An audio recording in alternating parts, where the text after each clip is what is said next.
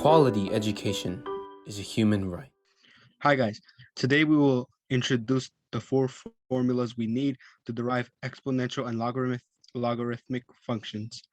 We'll start first with exponential functions. On this slide here, we have the derivative of a to the power of x. This is an exponential because the x is in the exponent. So the derivative of an exponential function would be a to the x times natural log of a. If you remember in pre-calc, natural log is just log with base e. In the next slide, we'll begin with our first example. So here we have our first example. To start, we want to find h prime of x. And then here we have 2 as the coefficient, so we could just leave it outside for now. And then find the derivative of 3 to the power of x. Well, we start by keeping 3 to the power of x. Then we multiply natural log of 3.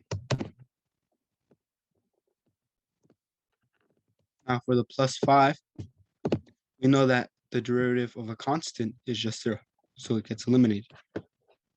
Now if we want to simplify further,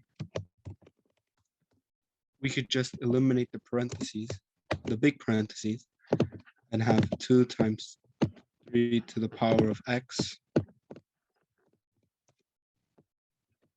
times natural log of 3. Now it's important to not multiply 2 by 3 because if we remember PEMDAS, the exponents come before multiplication. So now that we solved our first mini example, in the next slide, we'll solve the derivative of an exponential function using the quotient rule. So on this slide, we can see that we want to find y prime. And if we notice, we have 2 functions. We have 7 to the power of x, and we have 2 cosine of x. Now, if you want, you could pause the video and take a moment to solve it yourself. Okay, now we can begin solving it together. So the first one, we'd have to derive 7 to the power of x. And by using our rule, we'd have 7 to the power of x. And we multiply natural log of 7. And then we multiply 2 cosine of x. And then we subtract. Now we leave 7 to the power of x. And we derive 2 cosine of x. So the 2, since it's coefficient, it stays the same outside. And now the derivative of cosine of x. We'd get -1 times sine of x. And in the denominator, we'd have 2 cosine of x. And then that would be squared. So now that we have that, we can simplify that a little bit. In here, the only thing we could do for this first part is we'd move this coefficient to the front. So we have 2 being multiplied by 7 to the power of x. And then the natural log of 7 times cosine of x stays the same. And now on this side, we have multiplying by 2 and by -1. So the 2 negatives here, they would cancel out. So that would end up being plus. And again, our coefficient goes in the front. 2, 7 stays this. 7 to the power of x stays the same.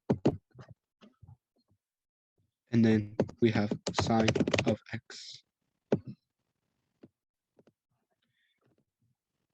Now, to simplify the denominator, 2 squared would be 4. And then cosine of x squared, we'd have 4 cosine squared of x.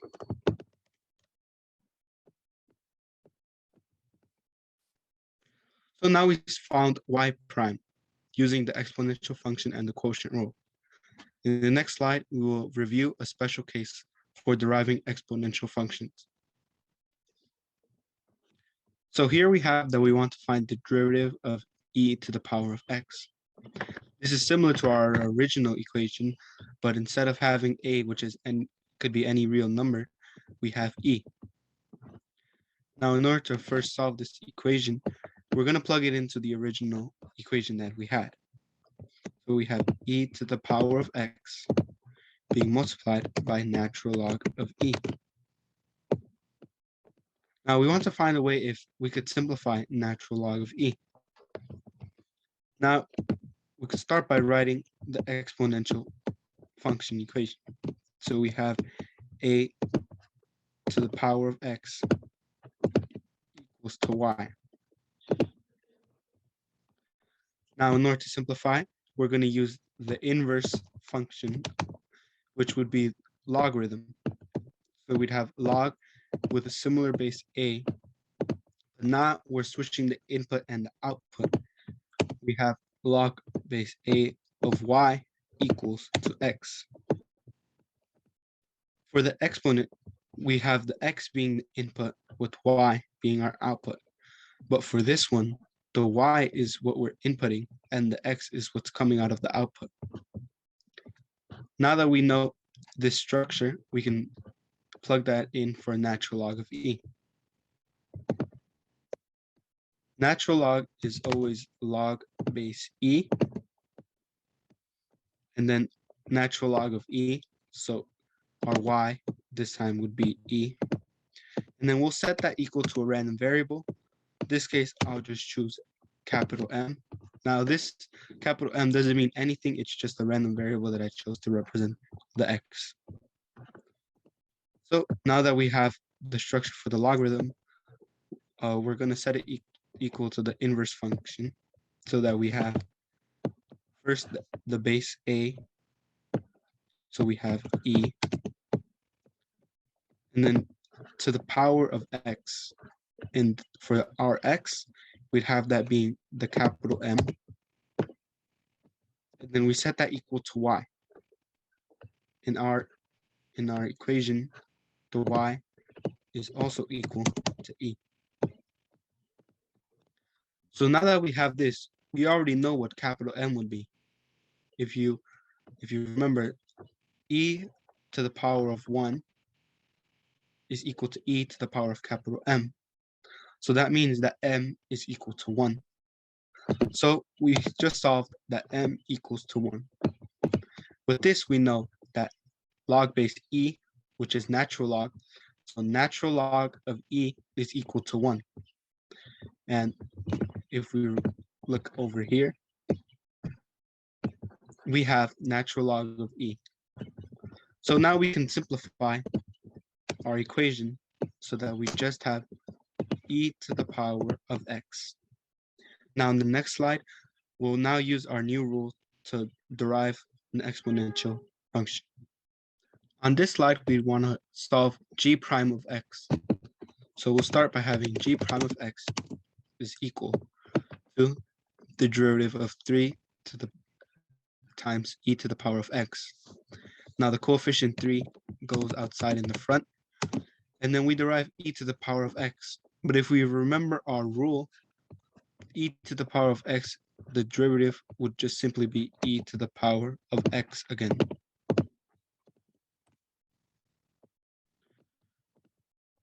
So now that we have this, we could just remove the parentheses. So we have 3 times e to the power of x. So now we solve that even with coefficients in front of the e, it stays the same. So this is a simple derivative function. Now for the next slide, we'll introduce chain rule with deriving e to the power of x. So now on this slide, I want you to notice that there's two different functions. the innermost function we have is 9x, and the outermost function would be 6e to the power of something. Now, you could take a moment and pause the video and try to solve this on your own. Okay, now we can start solving it together. So we have g prime of x, and then the derivative of 6e to the power of something. Now, if we remember from our rule, that just stays the same.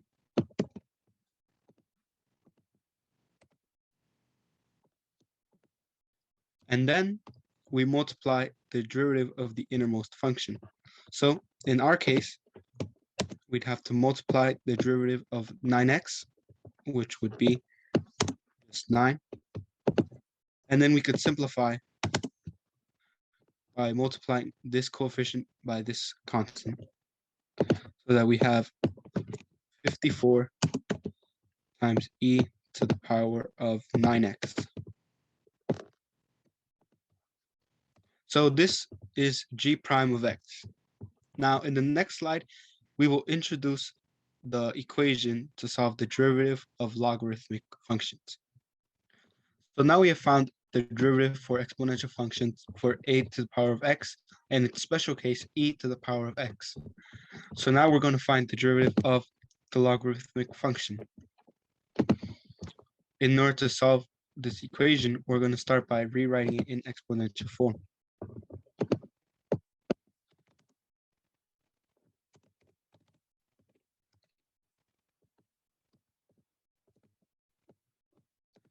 So we have log base a of x, and we'll set that equal to a random variable. So I'll just choose y. Now we're going to turn this into exponential form, so that we have a to the power of y is equal to x. So now that we have this, what we want to do is we want to derive this. But since we have these two variables, we're going to have to use implicit differentiation. Now, if you don't remember it, you can rewatch Michael's video where he teaches how to derive using implicit differentiation.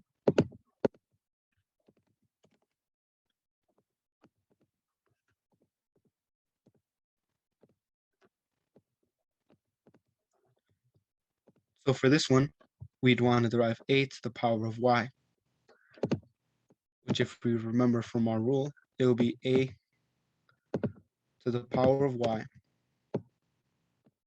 multiplied by natural log of a, and then we multiply y prime. We multiply y prime because we're deriving in terms of x and not y. So now we also derive on the right side.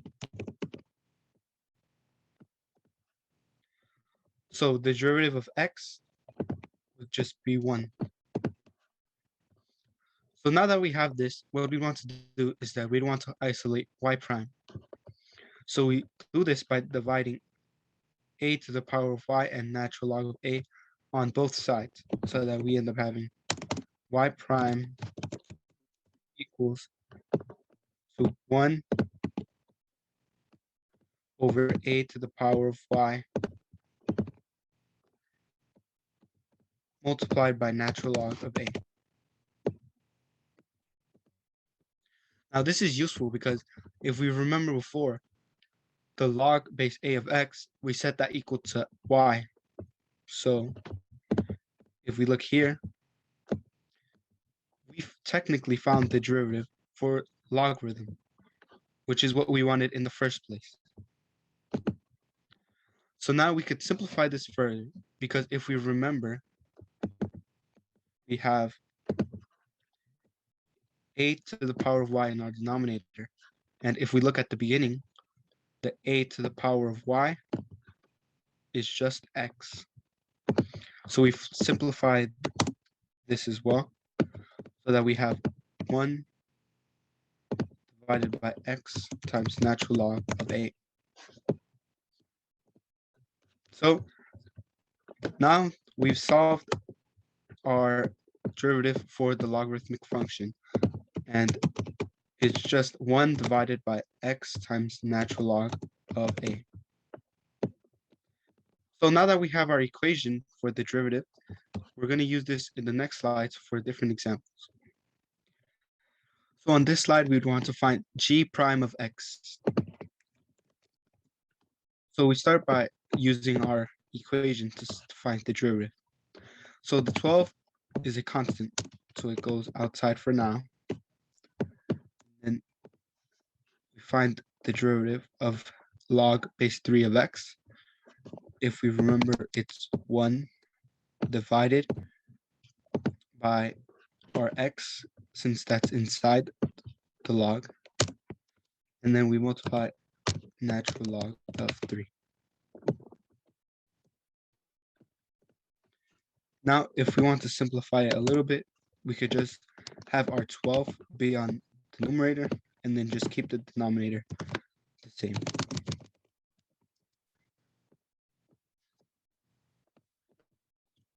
So we have it, g prime of x is equal to 12 divided by x times natural log of 3. Now, in the next slide, we will solve a logarithmic derivative, but this time we're going to use the product rule and the chain rule. So on this slide, we want to find the derivative of f of x. But before, I just want to notice here that we have multiplying two different functions. We have 5x squared, and then that's being multiplied by log base 4 of 7x. But another thing that should be noted is that within our second term, we have that to the innermost, 7x, and then we have our outermost, which is log base 4 of something. So with that in mind, you could pause this video and take a moment to solve it on your own. Okay. Now we can solve it together. So we have f prime of x. And then this time around, we derive the first function so that it's 10x. And then the logarithm stays the same this time around. So we have 10x being multiplied by log base 4 of 7x. And we add 5x squared. This time it stays the same. And then we derive the second function. So if we look at our rule, we'd have that it's 1 over, and then this time around our x is 7x, so we're multiplying 7x in the denominator by natural log of 4, because that's our base this time around. But the final step to deriving this second function is that we need to multiply the derivative of the innermost function. So we end up multiplying 7 at the end. So now we could simplify this slightly so that we have 10x being multiplied by log base 4 of 7x. So this first term stays the same.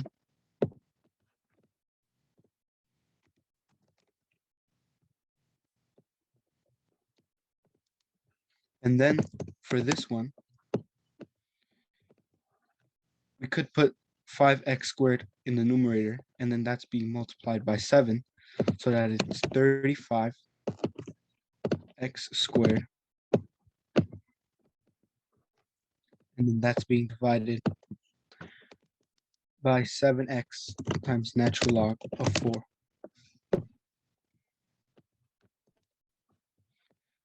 So we found the derivative of f of x using both the product rule and the chain rule. So for the next slide, we will review a special case for deriving logarithmic functions. So now we have these three functions, but now we'll have to find the special case for the logarithmic function, which in this case would be the derivative of natural log of x. Now, in order to start finding this equation, we could begin by, again, plugging it into the original equation. So natural log is log base e of x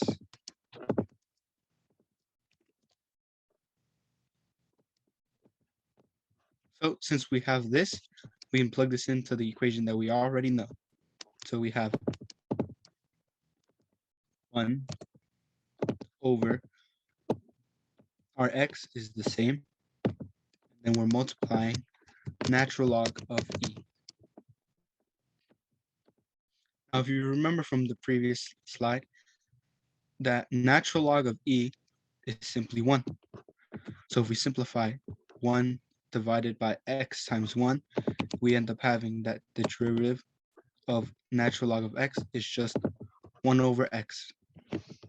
So now that we have the 4 formulas to derive exponential and logarithmic functions, we have to memorize specifically the derivative of e to the x and the derivative of natural log of x. Those two formulas have to be ingrained in our minds because they pop up a lot throughout calculus.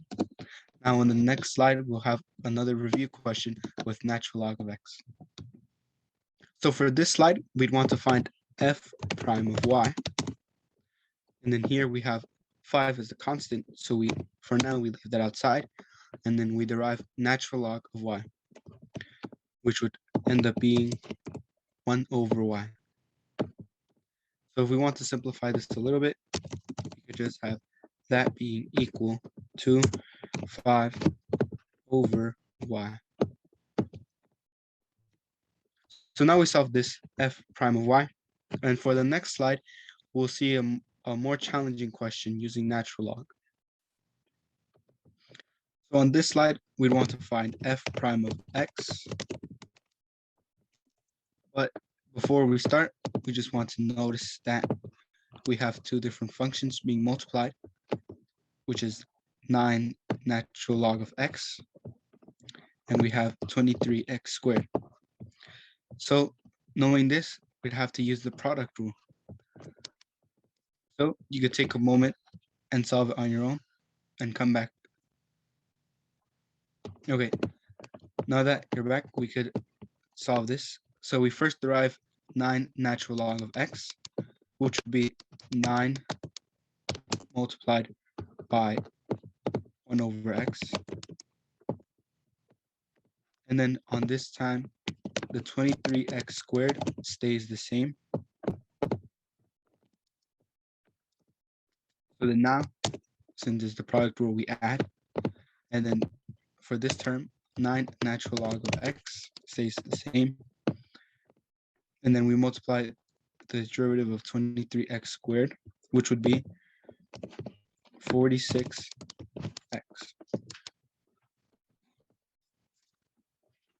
So we could simplify this so that we have 9 times 23. We end up having 207. And then the x in the denominator, one of the x's cancels out with one of the x's for x squared, so that so this one is eliminated, and then this one loses an x, so that we have 207x. And then for this one, we're multiplying 9 times 46 with 414x times natural log of x. So we find f prime of x. And for the next slide, we're going to have a final review of the 4 different formulas that we found. So guys, these are the 4 formulas in order to derive exponential and logarithmic functions.